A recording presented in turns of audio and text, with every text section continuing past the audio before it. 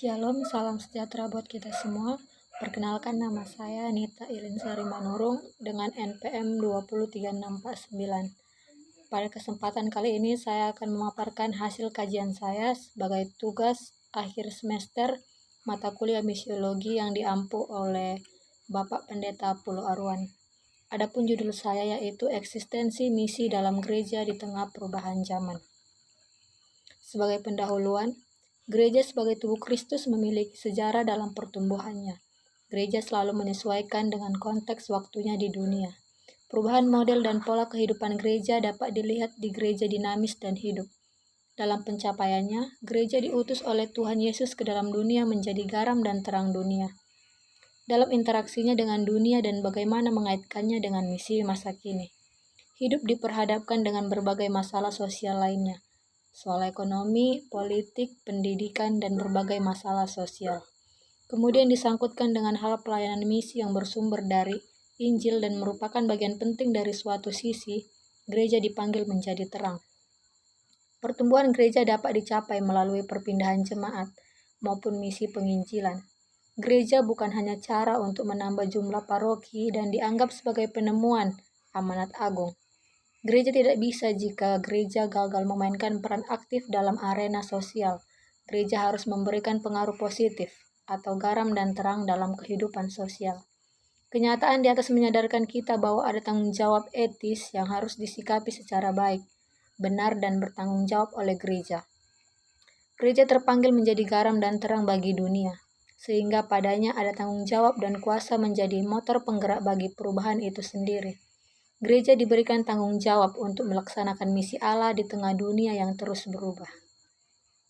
Sebagai etimologi, kata misi yang dipakai di sini merujuk pada keseluruhan tugas atau misi Alkitabiah dari Gereja Yesus Kristus. Mision merupakan istilah yang komprehensif, mencakup pelayanan gereja ke atas, ke dalam, dan keluar. Gereja diutus seperti seseorang yang melakukan perjalanan rohani, seorang asing, seorang saksi, seorang nabi, dan seorang hamba, sebagai garam dan terang ke dalam dunia ini. Jadi misiologi adalah ilmu pekabaran Injil yang mempunyai sangkut pautnya dengan semua ilmu teologi. Bertitik tolak dari ini maka jelas bahwa misiologi mempunyai dasar adalah Alkitab. Terminologi misi dan gereja dalam bahan ajar ini selaras dengan pemahaman Widi Artanto berdasarkan pemaparan David C. Bos dalam Transformasi Misi Kristen yang mengatakan misi lebih luas dari penginjilan. Penginjilan adalah misi, tetapi misi tidak hanya penginjilan. Misi adalah tugas total dari Allah yang mengutus gereja demi keselamatan dunia. Gereja diutus dalam dunia untuk mengasihi, melayani, mengajar, menyembuhkan, dan membebaskan.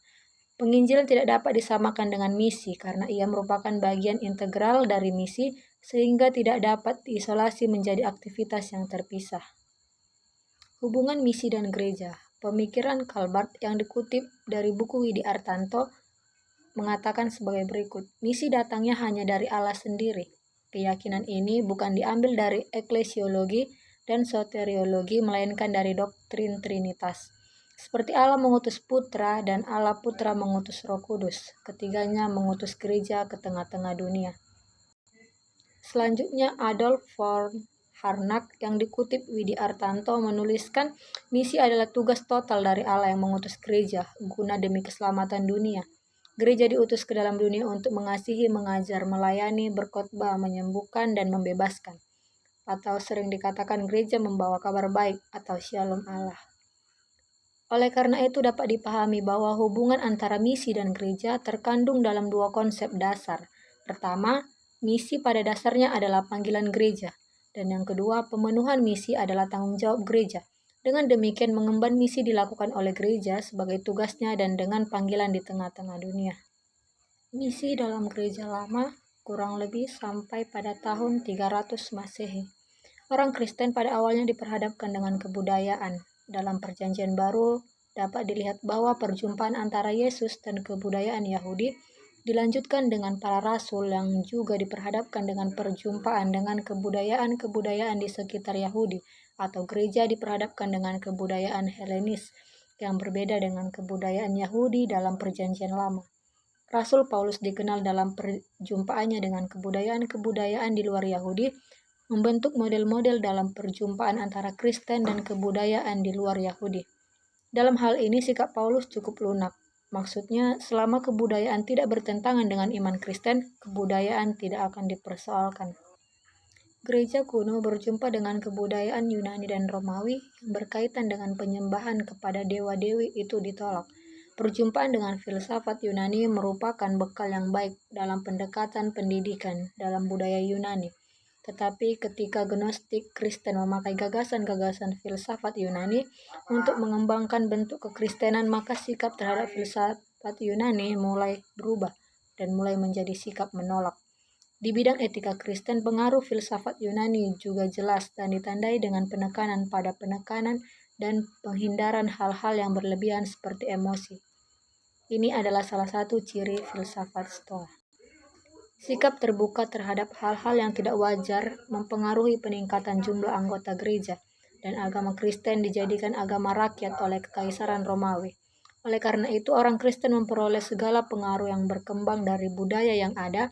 Gereja melarang penyembahan orang mati, penyembahan berhala, mengalihkan kepercayaan waktu kepada para martir, dan hal-hal suci digantikan oleh simbol-simbol gereja. Widi Artanto dalam tulisannya mengatakan karakter misionaris yang penting pada saat itu tampak dalam ekspresi kepercayaan Gereja Timur yang memahami gereja sebagai tanda simbol dan sakramen ketuhanan dalam kehidupan manusia untuk mengarahkan hati kepada Tuhan yang mematikan dunia. Ekaristi adalah tempat untuk mengungkapkan kesetiaan Tuhan agar umat dapat hidup dalam pasca liturgi. Kesatuan gereja dalam minyaknya memberikan kredibilitas gereja dalam konteks masyarakat yang terfragmentasi dan dunia politeistik yang memungkinkan dunia melihat satu-satunya Tuhan yang mulia. Selanjutnya, misi zaman pertengahan, kurang lebih tahun 300 sampai 1500 Masehi. Thomas Aquinas yang menulis buku Summa Contra Gentilis atau ajaran melawan orang kafir, terutama menguraikan pendekatan kepada orang-orang kafir dan muslim. Kedua kelompok ini tidak mengetahui perjanjian lama, sedangkan perjanjian baru hanya diterima sebagai ajaran sesat. Oleh karena itu, Aquinas berperan dan memberikan kontribusinya dalam membentengi penginjilan dengan uraiannya dan menentang ajaran-ajaran sesat mengenai Injil pada masa itu. Beberapa perubahan zaman ini dapat dilihat dalam beberapa hal. Yang pertama, gereja telah berkembang dari minoritas yang teraniaya menjadi organisasi yang besar dan berpengaruh. Dan yang kedua, hubungan antara Kristen dan Yudaisme semakin lama semakin terpisah. Dan yang ketiga, ada hubungan inti antara tahta dan altar. Dan selanjutnya zaman postmodern, sekitar kurang lebih tahun 1800 hingga saat ini. Setelah mengikuti evolusi misi-misi di atas, terlihat jelas bahwa perubahan misi-misi tersebut tidak dapat diidentifikasi dengan jelas.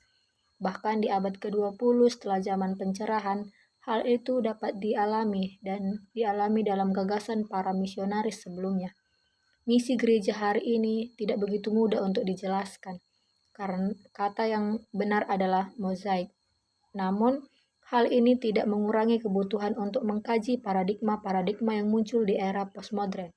Di tengah mozaik ada gereja antara denominasi yang lengkap dan terbuka untuk konvergensi. Untuk alasan ini perlu untuk memilih paradigma di mana gereja mengakui kesetiaan dan partisipasinya dalam misi Allah di dunia yang terus berubah. Menurut David Jebos, ada 7 pergeseran yang dialami manusia beragama dalam era postmodernisme. Yang pertama, pergeseran rasionalitas. Yang kedua, pergeseran skema subjek dan objek. Dan yang ketiga, penemuan kembali dimensi teologis. Dan yang keempat, tantangan terhadap mendewakan kemajuan. Yang kelima, penemuan kembali nilai-nilai dalam fakta kehidupan. Yang keenam, pergeseran kepercayaan diri. Dan yang terakhir, pergeseran dari individual ke ketergantungan positif. Tanggung jawab gereja dalam memanajemi perubahan. Jika kita mengamati perkembangan dan tren yang terbaru sekarang ini, kita pasti akan terkejut atau terkesima, dan bahkan mungkin menyadari bahwa kita hidup di planet yang aneh. Kita dengan cepat menemukan sesuatu yang baru yang mungkin tampak aneh bagi diri kita sendiri. Ini adalah keadaan perubahan realitas yang tidak dapat terjadi sangat cepat di dunia tempat kita tinggal. Tak perlu dikatakan bahwa perubahan tidak dapat dihindari dan akan ditolak, dilakukan atau tidak.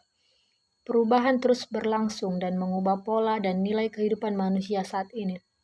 Dalam banyak hal terjadi pergeseran ke arah nilai, sifat, dan sikap manusia.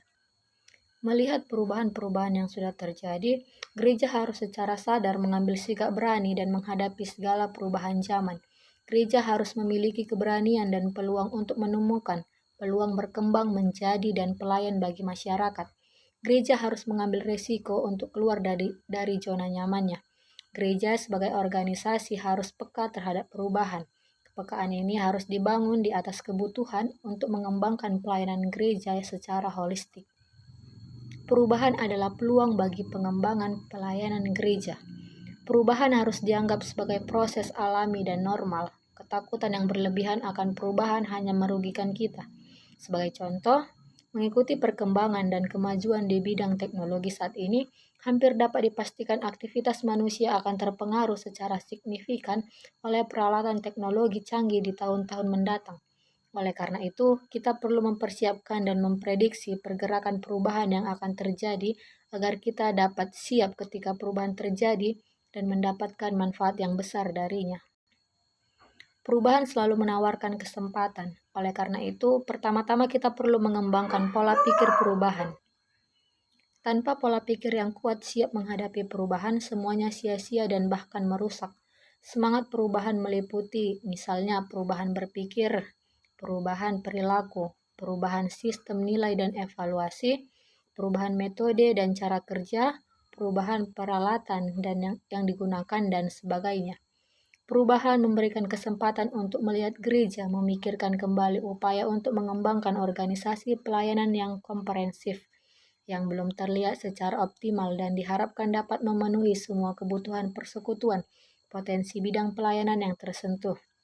Misalnya, gereja adalah penggerak di balik pengembangan potensi wirausaha berbasis masyarakat, meningkatkan taraf hidup dan membangun organisasi pelayanan gereja di sektor sosial dan pendidikan, atau formal dan informal.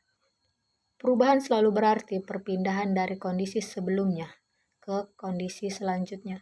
Jika dikaitkan dengan peran strategis gereja dalam masyarakat, maka gereja harus mengembangkan model pendekatan pelayanan yang kreatif dan inovatif untuk menjawab tantangan dan kebutuhan umat.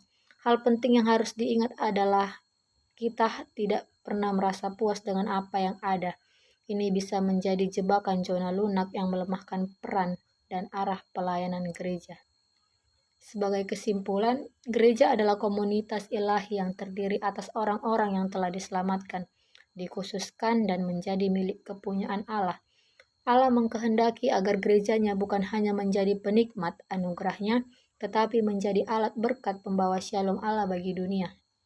Panggilan gereja di dunia ini merupakan kewajiban atau misi utama dalam pelaksanaan kewajiban dan pelayanan gereja harus mampu mengemban visi dan misi Tuhan di dalam dunia. Gereja secara efektif menciptakan Injil di antara suku dan bangsa, menarik dan membujuk orang, mengumpulkan orang-orang untuk membentuk komunitas dan gereja, mendidik atau membimbing iman yang kuat, melatih dan mempersiapkan gereja dalam misi. Gereja sedang hidup dan melayani di tengah dunia yang terus berubah. Perubahan merupakan fenomena global yang pasti terjadi dan akan menyentuh sikap sendi kehidupan umat manusia pada umumnya. Karenanya gereja perlu memiliki mentalitas perubahan dan siap menghadapi perubahan menjadi pengendali bukan korban perubahan. Perubahan harus dikelola dengan baik dan benar. Perubahan adalah peluang yang harus dipahami, disambut, dan dikembangkan secara maksimal oleh gereja, guna menjawab tantangan pelayanan dan menjawab kebutuhan umat Tuhan secara holistik. Gereja harus menyadari peran strateginya sebagai motor penggerak dalam memperdayakan setiap potensi sumber daya potensial yang dimiliki bagi kesejahteraan hidup umat Tuhan secara utuh. Demikian pemaparan yang boleh saya sampaikan. Terima kasih. Shalom.